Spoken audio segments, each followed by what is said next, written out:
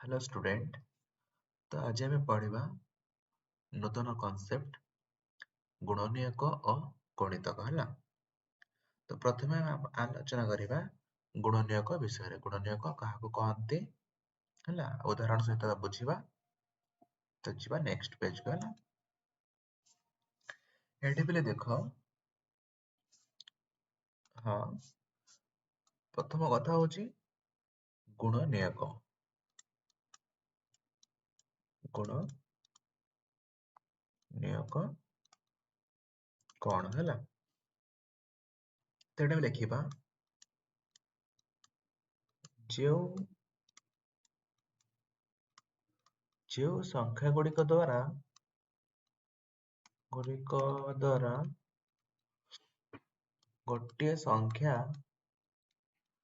गोटे संख्या विभाज्य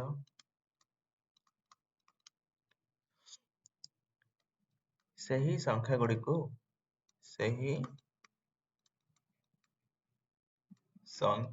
को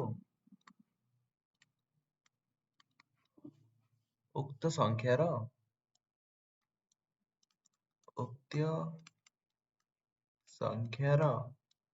गुणनीयक कहुए। गुणनीयक कहते है। चला बुझा उदाहरण सह बुझा है। मन कर पिले मो गोटे संख्याटे अच्छी 12 है। 12 गोटे मोर संख्याटे अच्छी 12। जदि 12 को आम देखा को संख्या द्वारा 12 विभाज्य हम देखा 1 द्वारा 12 विभाज्य हम। शेष को ये लास्ट को 2 अच्छी तेणु ये 2 द्वारा विभाज्य हम है। 12 को देख 12 1 जोग 2 मिसिले के 3 हो। तो यही संख्याटे पुणी 3 द्वारा विभाज्य हम। शेष दुईटी संख्या 12 4 द्वारा मत विभाज्य हम। ये पे देख 2 द्वारा विभाज्य हो 3 द्वारा मत विभाज्य हो। जो संख्याटी उभय 2 और 3 द्वारा विभाज्य हुए से संख्याटी 6 द्वारा विभाज्य ना। तो संख्याटी 6 द्वारा विभाज्य। आउ किछि आउ कौन संख्या अच्छे कि नहीं ना। तो 1 2 3 4 6 आउ से संख्या निचे बुझल ना से संख्या निचे। तो आम जब देखा ये 1 2 3 4 4 6 12 ना। तो यही सब जो संख्या ये गोटे संख्या एटा गोटे संख्या ये गोटे संख्या। तो यही सब संख्या द्वारा आमर 12 विभाज्य होची। ताले आमे कहि परिबा एई संख्या गुडी कहूची 12 रो गुणनीयक हला। 12 रो गुणनीयक। जिबा नेक्स्ट पेज को आउथरे भल से बुझिबा। हाँ पहले देखो एठी मु गोटे मन कर 18 हला 18 तारे 18 को संख्या द्वारा विभाज्य होची 1 द्वारा जे कोन संख्या विभाज्य हो 1 का स्थान 8 अछि तो एठी 2 द्वारा विभाज्य हबो हैला। 1 8 मिसिले होची 9 तो 9 जदि होची 3 द्वारा विभाज्य संख्याटी 3 द्वारा विभाज्य। देखो पिले संख्याटी 4 द्वारा विभाज्य हबो कि 4 द्वारा हबनी ना। संख्याटी 4 द्वारा विभाज्य हबनी। पुणी देखो एठी 2 एवं 3 उभय द्वारा संख्याटी विभाज्य होची तेणु ए संख्याटी 6 द्वारा मत विभाज्य हैला। तापर पिले देखो ए संख्या मिसिले केते होची 1 प्लस 8 होची 9 हैला। तुमन कहथिले जे जो संख्यार अंक मानकर समष्टि जदि 3 द्वारा विभाज्य हुए संख्याटी 3 द्वारा विभाज्य। जदि संख्यार अंक मानकर समष्टि 9 द्वारा विभाज्य हुए तेबे संख्याटी 9 द्वारा विभाज्य। तो संख्याटी आउथरे 9 द्वारा मते विभाज्य हबो। आउ केते आउ 18 सेही संख्या निजे। ताहले आमे एठु कहि परिबा 1 2 3 6 9 18 एगुड़िक होची हमर 18 रो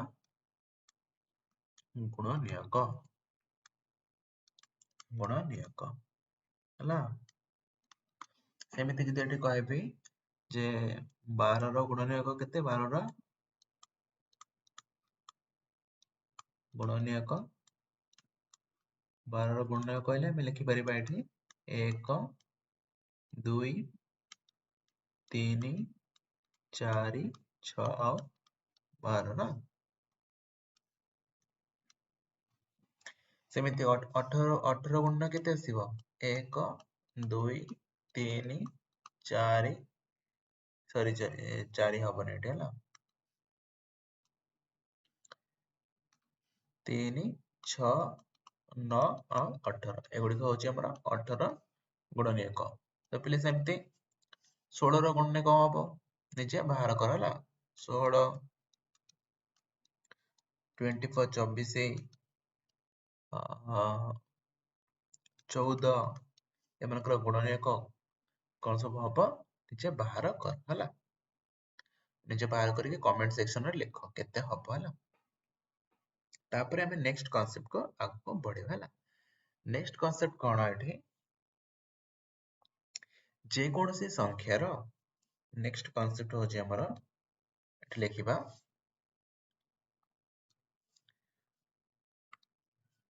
ହଁ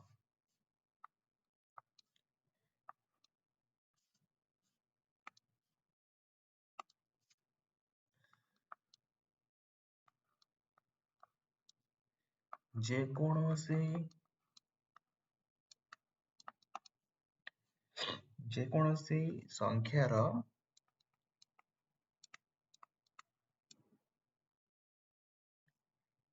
ଏକ ଗୁଣନୀୟକ ଅଟେ ଏକ ଗୁଣନୀୟକ ଅର୍ଥାତ୍ ଗୁଣନୀୟକ ଅଟେ ଏହାର ମାନେ ହଉଛି ଯେ କୌଣସି ସଂଖ୍ୟା ନିଅ ମନେକର 5 7 8 14 15 16 18 ଯେକୌଣସି ସଂଖ୍ୟା ନିଅ ଏକ ସମସ୍ତଙ୍କର ଗୁଣନୀୟକ ହବ ଏହାର ମାନେ ହଉଛି ଯେକୌଣସି ସଂଖ୍ୟା ଏକ ଦ୍ଵାରା ବିଭାଜ୍ୟ ହେଲା ଯେକୌଣସି ସଂଖ୍ୟା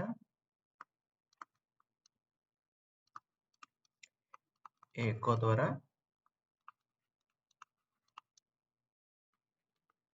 ବିଭାଜ୍ୟ ଏହାର ମାନେ ହଉଛି ଏଇଆ ହେଲା ତାପରେ ଯିବା ଆଉ ଗୋଟେ ପଏଣ୍ଟ ଇମ୍ପୋର୍ଟାଣ୍ଟ ଗୁରୁତ୍ୱପୂର୍ଣ୍ଣ ପଏଣ୍ଟ କଣ ଏଠି ଯେକୌଣସି ସଂଖ୍ୟା ସେହି ସଂଖ୍ୟାର ଗୁଣନୀୟକ ହେଲା ଯେକୌଣସି ସଂଖ୍ୟା ଏଠି ଆଉଥରେ ଲେଖିବା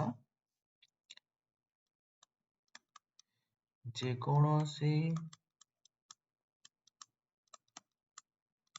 ସଂଖ୍ୟା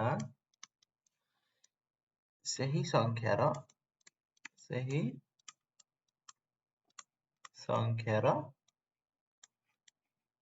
ଗୁଣ ଏକ ଯେକୌଣସି ସଂଖ୍ୟା ସେଇ ସଂଖ୍ୟାର ଗୁଣନୀୟକ ହେଲା ତ ଏଠି ପିଲେ ଦେଖ ନୋଟ କରିବା ବହୁତ ଇମ୍ପୋର୍ଟାଣ୍ଟ ଜିନିଷଟି କଣ ଯେ ନୋଟ କରିବା ପାଇଁ ବହୁତ ଇମ୍ପୋର୍ଟାଣ୍ଟ ଜିନିଷଟି ହଉଛି ଆମର ଏଇଟା ନା ଏଠି ଲେଖିବା ନୋଟ ନୋଟ ଆମେ କଣ କରିବା important point important star mark ରେ ଲେଖ ଏମିତି ଗୁରୁତ୍ୱପୂର୍ଣ୍ଣ ବେଶୀ ହେଲା ଏଠି ଲେଖିବ ଏକ ହଉଛି ଏକ ଯେକୌଣସି ସଂଖ୍ୟାର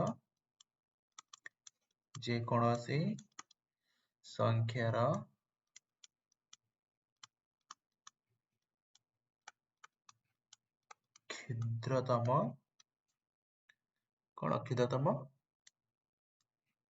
ଗୁଣନୀୟକ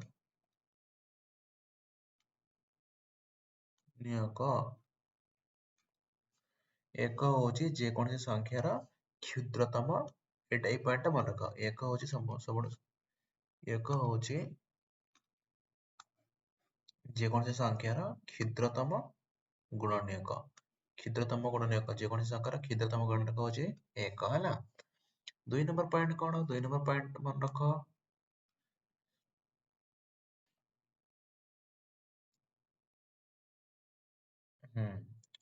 ଯେକୌଣସି ସଂଖ୍ୟାର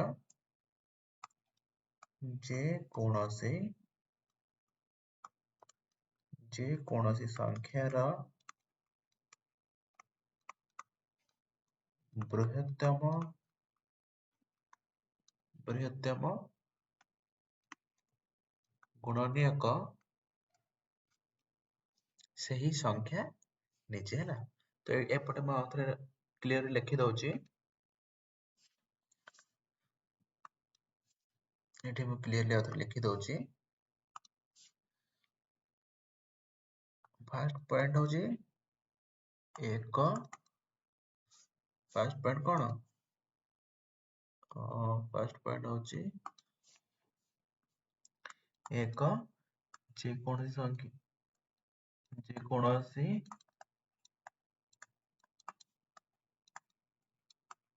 संख्यार क्षुद्रतम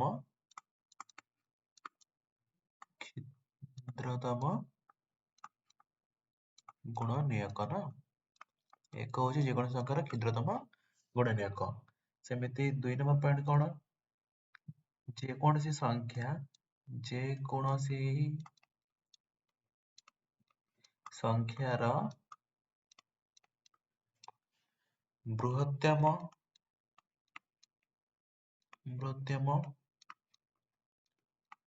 गुणनीयक सही संख्या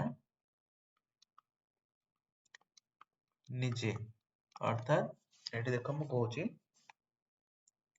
एठी मन रखिया पाई दुईटा गुरुत्वपूर्ण जिनिस होची बृहत्तम गुणनीयक सही संख्या निजे और क्षुद्रतम गुणनीयक होची एक जे कोन संख्यार क्षुद्रतम गुणनीयक होची एक हला एक में एमति लिखिबा अच्छा जे कोन संख्यार क्षुद्रतम गुणनीयक होची जे कोन संख्यार क्षुद्रतम गुणनीयक होची एक ଆଉ ଯେକୌଣସି ସଂଖ୍ୟାର ବୃହତ୍ତମ ଗୁଣନୀୟକ ଯେ ସେ ସଂଖ୍ୟା ନିଜେ ହେଲା ତାପରେ ଆଗକୁ ବଢିବା ଆମେ ଆଗକୁ ଦେଖିବା ନେକ୍ସଟ ପଏଣ୍ଟ କଣ ଅଛି ନେକ୍ସଟ ପଏଣ୍ଟ ଅଛି ଆମର ଯେକୌଣସି ସଂଖ୍ୟା ନେକ୍ସଟ ପଏଣ୍ଟ ହଉଛି ଆମର ଯେକୌଣସି ସଂଖ୍ୟା तार गुणनीयक मानक द्वारा तार गुणनीयक मानक द्वारा संपूर्ण रूपे विभाज्य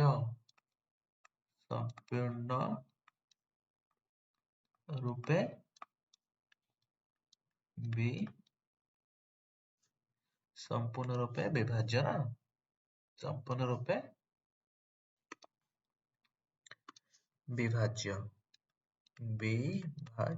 अर्थात एटे देखो पिले बुझिबा पे ट्राई करो जेमन संख्या माने मन करो एठी हमर दिया आइछि पूर्व जो उदाहरण नै छै मन कर 12 हला यार गुणनीयक कोन सब अछि गुणनीयक सब 1 2 3 4 6 12 ए सब अछि तार गुणनीयक ना तो एई सब संख्या द्वारा ए 12 संपूर्ण रूप रे विभाज्य हबो नेक्स्ट पेज को जिबा में देखिबा एठी जदि में नबा 12 ना एक द्वारा हरण कले केते आसीबो 12 जदि 12 को 2 द्वारा हरण करबा केते आसीबो 6 12 को 3 द्वारा हरण कले केते आसीबो 4 12 को 4 द्वारा हरण कले केते आसीबो 3 ना तो ए सब संख्या ए जो संख्या में व्यवहार करूचे ए सब संख्या तारा तांकर गुणनीयक मानक द्वारा संपूर्ण रूप रे विभाज्य हला तापरे कौनसी संख्यार गुणनीयक सही संख्या निजे बा ताठारो सानो हेताए सबुठो गुरुत्वपूर्ण जिनिस होची सबुठो इंपोर्टेंट लिखि दोची इंपोर्टेंट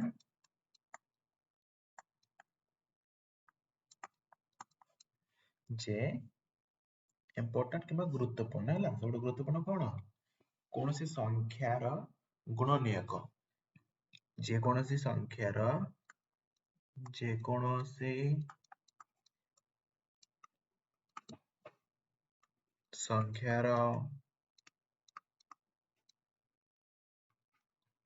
गुणनीयक जे कौनसी संख्यार गुणनीयक सही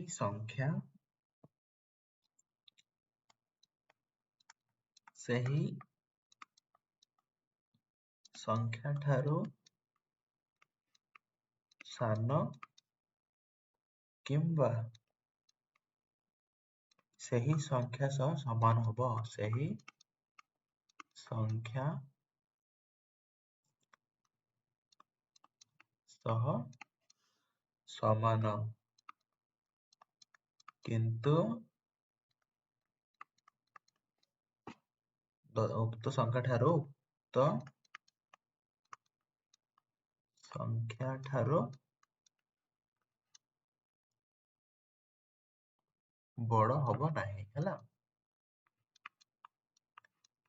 हेब नाही एठी मु प्रथमे नैथिले मनकर एठी उदाहरण रे देदेबा उदाहरण जे एठी प्रथमे नैथिले केते 18 नैथिले ना यार सब गुणन केते आसिला हमर 1 2 3 6 9 18 ना तो यार जो गुणनीयक गुड़िक अछि ना एई गुणनीयक गुड़िक जो अछंती हमर एगुड़िक अछि 18 ठाରୁ ସାନ ହବ 1 18 ଠାରୁ ସାନ ଏଇ 2 18 ଠାରୁ ସାନ 3 ମଧ୍ୟ 18 ଠାରୁ ସାନ 6 ମଧ୍ୟ 18 ଠାରୁ ସାନ 9 ମଧ୍ୟ 18 ଠାରୁ ସାନ 18 ଯେ ଏହା ସହିତ ସମାନ ନା ତ ଏଠି କୁହା ହେଇଛି ଯେ କୌଣସି ସଂଖ୍ୟାର ଗୁଣନୀୟକ ସେହି ସଂଖ୍ୟା ଠାରୁ ସାନ ହେଲା ଏଇ ସଂଖ୍ୟାର ଗୁଣନୀୟକ ଯାହା ସବୁ ହବ ଏଇ ସଂଖ୍ୟା 18 ଗୁଣନୀୟକ ଯାହା ସବୁ ହବ ଏ 18 ଠାରୁ ସାନ ହବ କିମ୍ବା 18 ସହିତ ସମାନ ହବ ତ ଏଠି ଦେଖ ପିଲେ ଏଇ 18 ଏ 18 ସହିତ ସମାନ ଆଉ ବାକି ଯୋଉ ଗୁଣନୀୟକ ସବୁ ଅଛନ୍ତି ସବୁ ଏଠାରୁ କଣ 18 ଠାରୁ ସାନ ନା ତ ଏଇଟା ହଉଛି ଆମର ଜାଣିବା କଥା ହେଲା ବୁଝିଲ ନା ନାଇଁ ତାପରେ ଯିବା ଆମେ ନେକ୍ସଟ ଆଉ ଗୋଟେ ଜିନିଷ ଟିକେ ମୁଁ ବୁଝେଇ ଦଉଛି ଯେ ମୌଳିକ ସଂଖ୍ୟା କାହାକୁ କହନ୍ତି ମୌଳିକ ସଂଖ୍ୟା ହେଲା ଯିବା ଆମେ ନେକ୍ସଟ ପେଜ କୁ ତ ପିଲେ ଏଠି ଦେଖ ଏଠି କୁହା ହେଇଛି ମୌଳିକ ସଂଖ୍ୟା ବିଷୟରେ ମୌଳିକ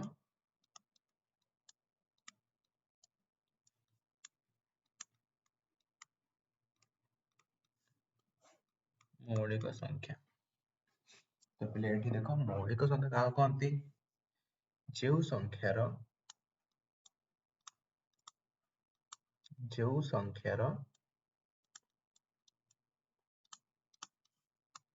କେବଳ ମାତ୍ର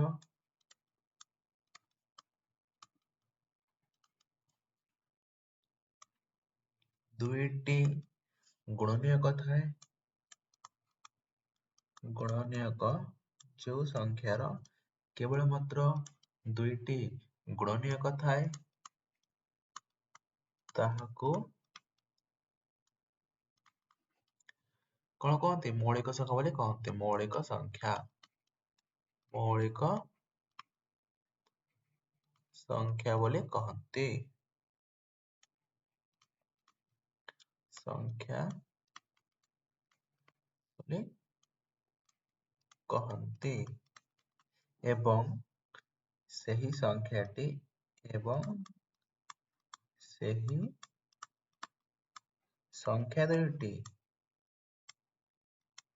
ସଂଖ୍ୟା ଦୁଇଟି କେତେ ସଂଖ୍ୟା ଦୁଇଟି ଗୋଟେ ହଉଛି 1 ଏବଂ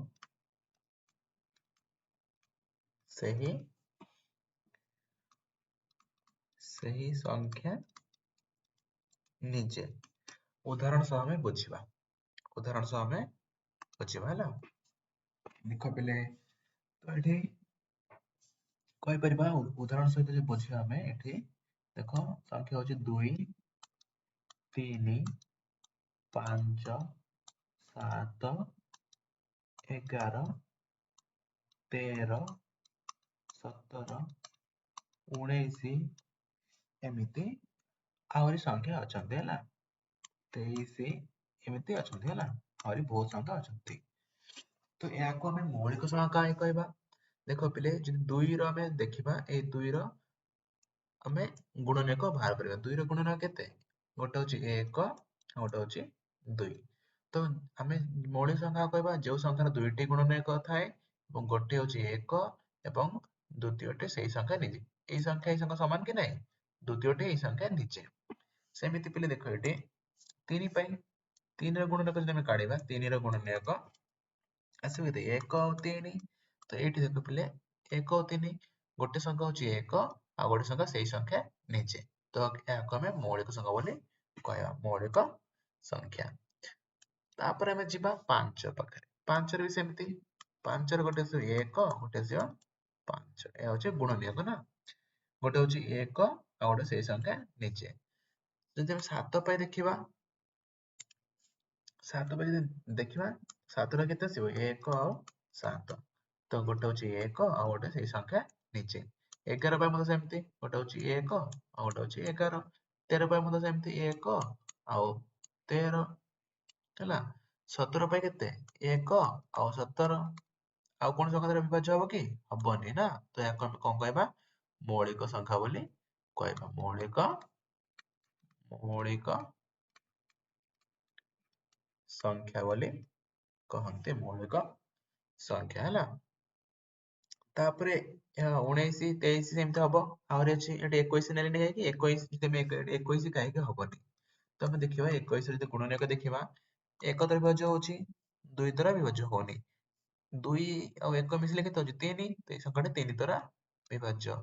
4 ଦ୍ୱାରା ଯାଉନି ହେଲା, 4 ଦ୍ୱାରା ଯାଉନି, 5 ଦ୍ୱାରା ଯାଉନି, 6 ଦ୍ୱାରା ଯାଉନି, 7 ଦେଇକି ଯାଉଛି 7, 3 3 ଗୁଣନ 7 ଇକ୍ୱାଲ୍ ଟୁ 21 ନା, 7 ଦ୍ୱାରା ଯାଉଛି। ଆଉ କେତେ ଯିବ? ଆଉ 21 ହେଲା। ତ ଏଇ ସବୁ ହଉଛି ତାର ଗୁଣନୀୟକ।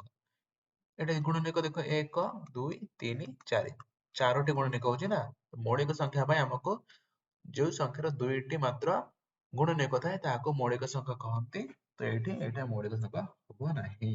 ତ ଏଠି 23 ହବ, 25 ହବନି, 26 ହବନି, 27 ହବନି, 29 ହବ ହେଲା। ଏମିତି ବହୁତ ସାରା ଅଛନ୍ତି, ତମେ ସବୁ ଦେଖିବ। ଏହା ଥିଲା ଆମର ମୌଳିକ ସଂଖ୍ୟା। ତାପରେ କଥା ହଉଛି ମୌଳିକ ସଂଖ୍ୟା ଜାଣିଲେ ଆମେ, ଏବେ ଆମେ ଜାଣିବା ଯୌଗିକ ସଂଖ୍ୟା କାହାକୁ, ଯୌଗିକ ସଂଖ୍ୟା କଣ ହେଲା। କଣ ଶିଖିବା ଆମେ? ଯୌଗିକ ସଂଖ୍ୟା। ଯୌଗିକ ସଂଖ୍ୟା କାହାକୁ କହନ୍ତି? ଯୌଗିକ ସଂଖ୍ୟା କାହାକୁ କହନ୍ତି ହେଲା। ଏଇଟା ହଉଛି ଆମର ପ୍ରଶ୍ନ, ଯୌଗିକ ସଂଖ୍ୟା କାହାକୁ କହନ୍ତି। ତ ଉତ୍ତରରେ ଆମେ ଲେଖିବା, କଣ ଲେଖିବା? ଯେଉଁ ସଂଖ୍ୟାର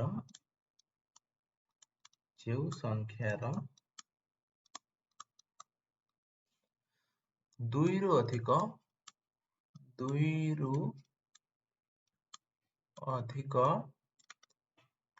ଗୁଣନୀୟକ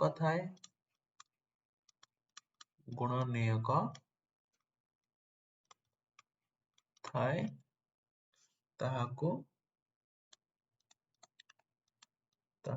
2ରୁ ଅଧିକ ଗୁଣନୀୟକ ଥାଏ, ତାହାକୁ ଆମେ କଣ କହିବା? ଯୌଗିକ ସଂଖ୍ୟା। ଯୌଗିକ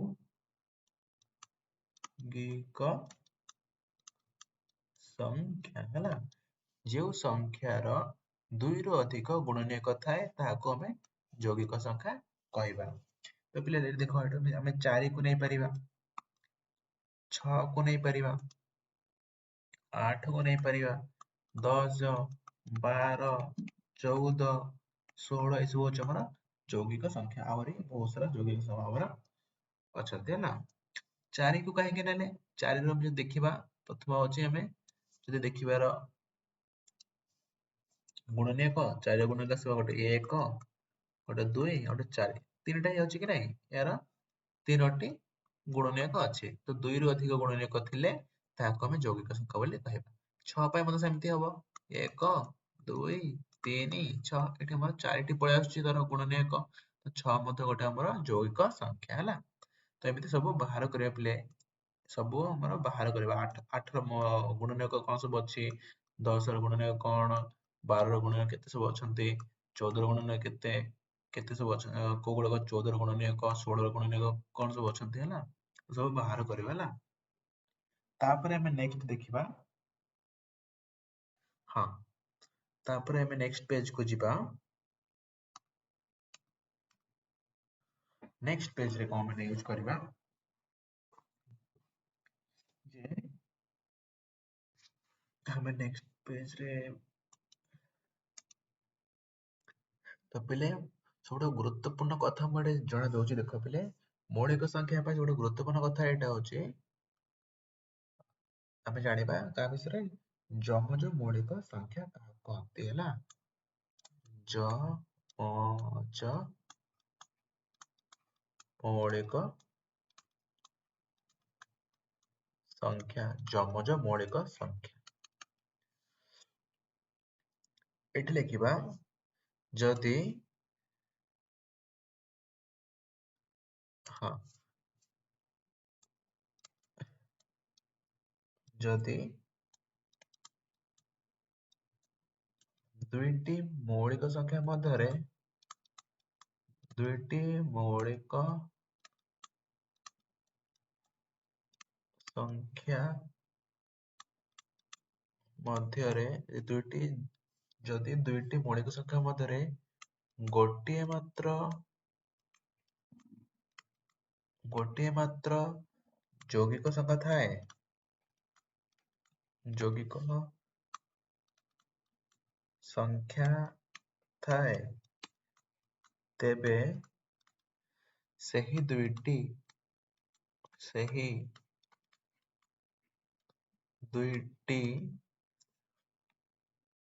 मौलिक संख्या को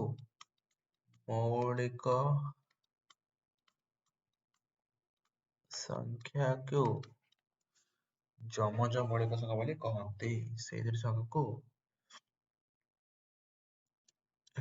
जमज मौलिक संख्या कहते बुझला ना नहीं पिले बुझला ना नहीं एटा एटा आखिर भल दिशुनी ना आ गोटे एक लिखिदबा है तो मैं कहना चाहूँगी जदि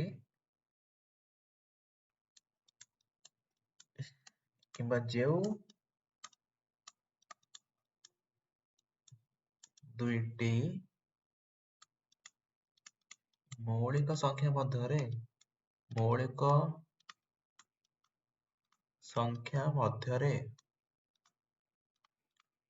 केवल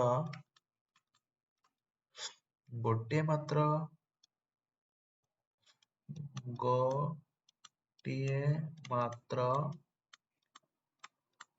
यौगिक संख्या थाए ताहाको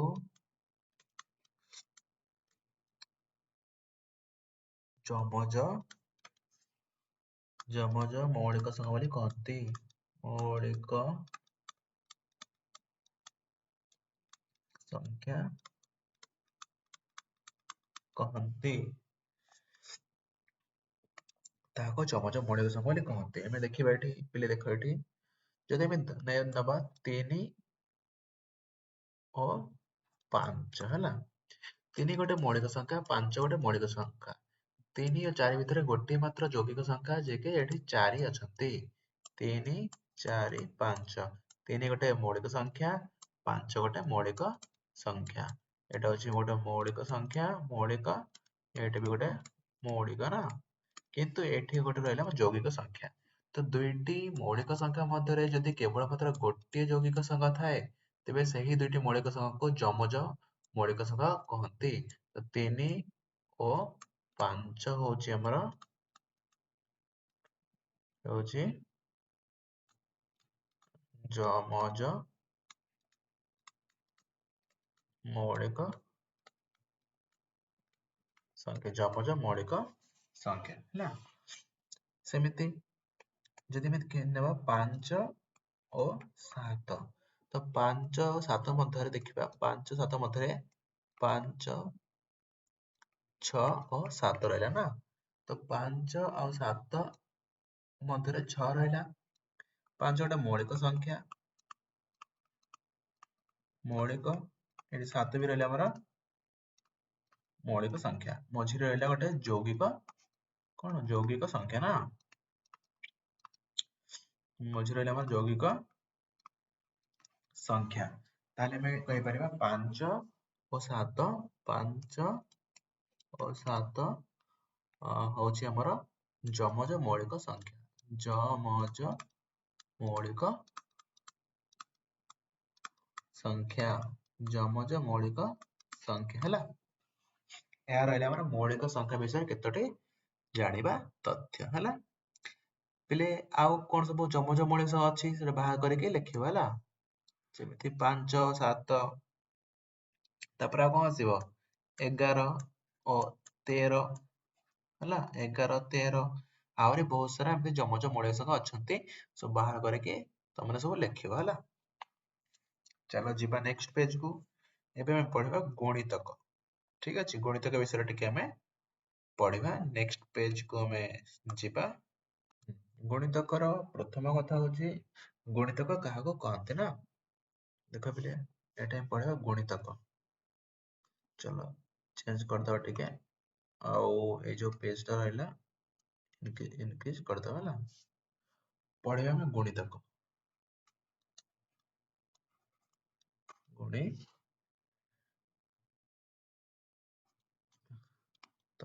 ଗଣିତକ ବିଷୟରେ ଆମେ ପଢିବା ହେଲା। କଣ ପଢିବା ଆମେ ଗଣିତକ।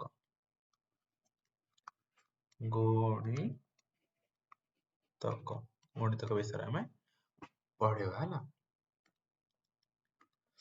ତ ଗଣିତ ବିଷୟରେ ପଢିବା ଆମେ।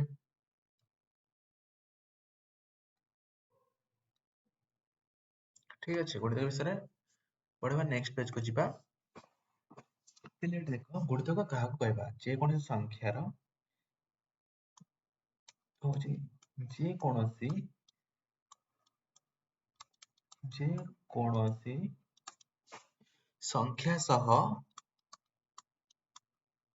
ସଂଖ୍ୟା ସହ ଯଦି ଆମେ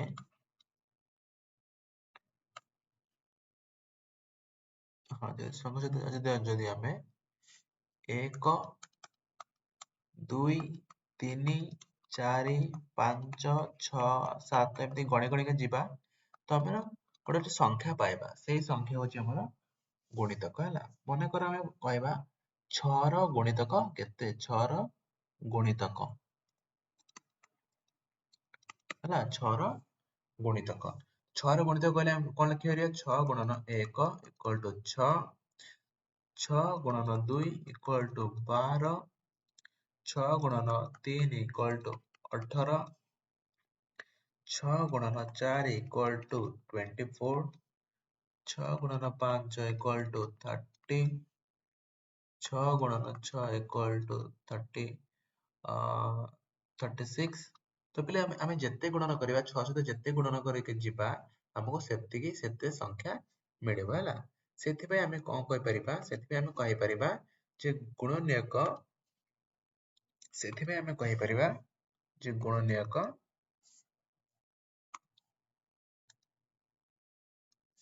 ସେଥିପାଇଁ ଆମେ କହିପାରିବା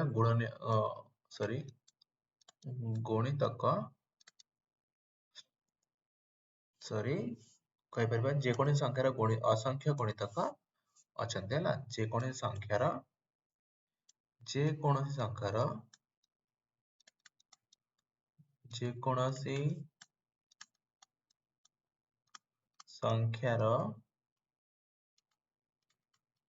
ଅସଂଖ୍ୟ ଗୁଣିତକ ଅଛନ୍ତି। ଯେକୌଣସି ସଂଖ୍ୟାର ଅସଂଖ୍ୟ ଗୁଣିତକ ଅଛନ୍ତି। କାହିଁକି ନା ଯେକୌଣସି ସଂଖ୍ୟା ସହିତ ମନେକର ମୁଁ କହିବି 8 8 ର ଗୁଣିତକ କଣ ସବୁ ହବ 8 ହବ 8 ସହିତ 1 ଗୁଣନ କଲେ 8 ରହିଲା 8 ସହିତ 2 ଗୁଣନ କଲେ 16 8 ସହିତ 3 ଗୁଣନ କଲେ 24 8 ସହ 4 ଗୁଣନ କଲେ କେତେ ରହିବ 32 8 ସହିତ 5 ଗୁଣନ କଲେ ଏବଂ 40 ସେମିତି 8 ସହିତ 6 ଗୁଣନ କଲେ କେତେ ରହିବ 48। ତ ଏମିତି ଯେତେ ଗୁଣନ କଲେ ସେତେ ଆମର ବଢି ବଢିକି ଚାଲିବ ହେଲା। ତ ଏହା ହଉଛି ଅସଂଖ୍ୟ ଯେକୌଣସି ସଂଖ୍ୟାର ଗୁଣିତକ ଆମର ଅସଂଖ୍ୟ ଗୁଣିତକ ଅଛନ୍ତି ହେଲା। ତ ପିଲେ ବୁଝିଲ ନା ନାଇଁ ଗୋଟେ ସଂଖ୍ୟାର ଅସଂଖ୍ୟ ଗୁଣିତକ ଥାଏ। ପ୍ରତ୍ୟେକ ସଂଖ୍ୟା ନିଜର ଯେକୌଣସି ସଂଖ୍ୟା ସେହି ସଂଖ୍ୟାର କଣ ଗୁଣିତକ ହବ। ଏଠି ପିଲେ ଦେଖ 8 ର ଗୁଣିତକ 8। ତ ଏଠି ମୁଁ କହିପାରିବା ଯେକୌଣସି ସଂଖ୍ୟା, ଏଠି ଆମେ କହିପାରିବା ଯେକୌଣସି ସଂଖ୍ୟା, ଯେକୌଣସି ସଂଖ୍ୟା,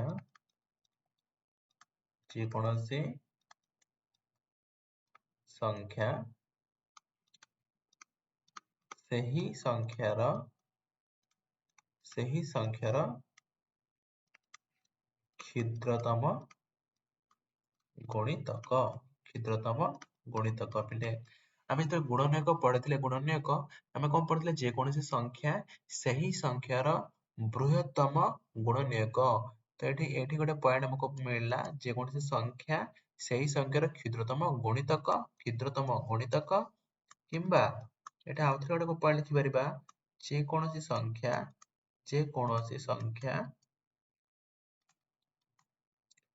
ସେହି ସଂଖ୍ୟାର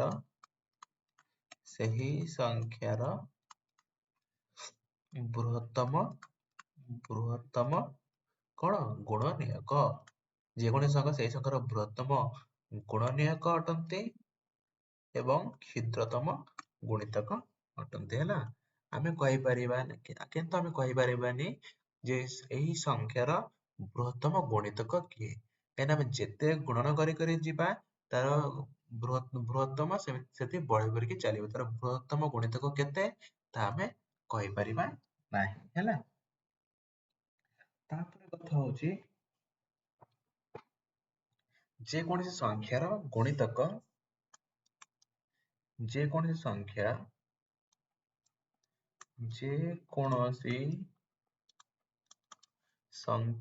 ଗୁଣିତକ, ଯେକୌଣସି ସଂଖ୍ୟାର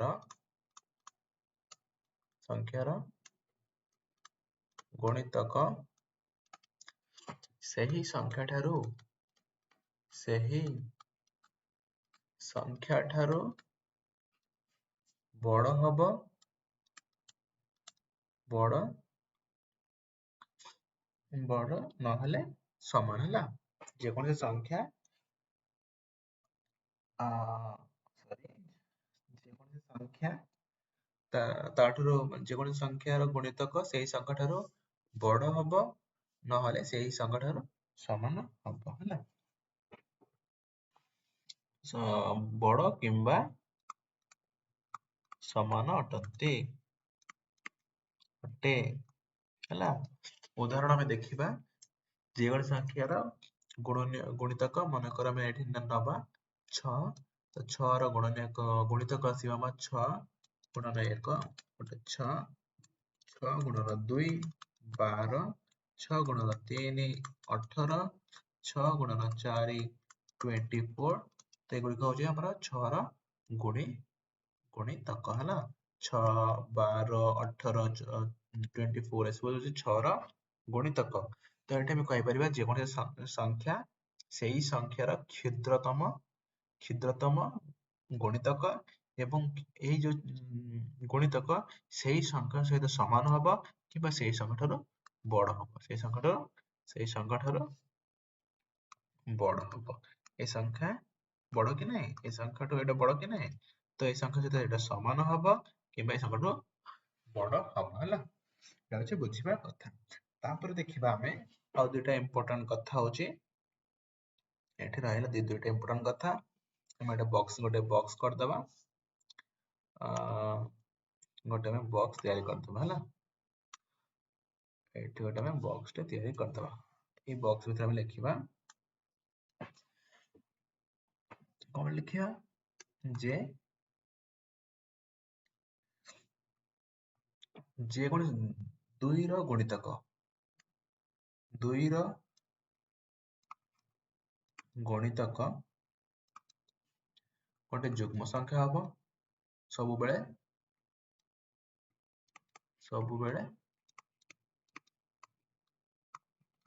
ଯୁଗ୍ମ ସଂଖ୍ୟା, 2 ର ଗୁଣିତକ ସବୁବେଳେ ଯୁଗ୍ମ ସଂଖ୍ୟା ହବ।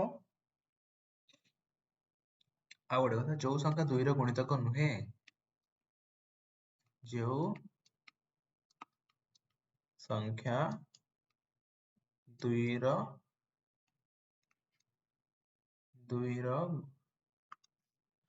गुणितक नुहे गुणितक नुहंती सेही संख्या होची सेही संख्याटी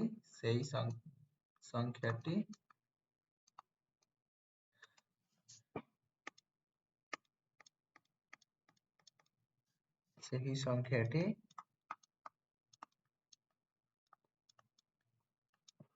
अजुग्म अटंती हैला। तो पिले एटी कथा होची जो संख्या 2 रो गुणितक ताहा जुग्म अटे जो संख्या 2 रो गुणितक नुहंती से हमर अजुग्म संख्या बुझिला ना नहीं। ता माने होची एटा हम बुझेबा जते हम एटा को बुझिबा हम देखि परिबा 2 रो गुणितक माने 2 गुणन 1 2 2 गुणन 2 इक्वल टू केते 4 2 गुणन 3 इक्वल टू 6 2 गुणन 4 इक्वल टू 8 2 गुणन 5 इक्वल टू 10। तो जो संख्या 2 रो गुणितक ए संख्या 2 रो गुणितक ए संख्या 2 रो गुणितक एटा 2 रो गुणितक एटा 2 रो गुणितक एई संख्या मते 2 रो गुणितक। तो जो संख्या 2 रो गुणितक हबो सेई संख्या हमर कोन जुग्म संख्या हबो। एटा जुग्म संख्या एटा भी जुग्म संख्या एटा भी जुग्म संख्या एटा जुग्म संख्या एटा भी जुग्म संख्या हैला। तो ठीक अछि आजि पे एतिकी परवर्ती क्लास रे आगोटे नुआ कॉन्सेप्ट सहित हमें आसीबा हैला। सती जाए घरे रहंतु आओ टेक केयर हैला।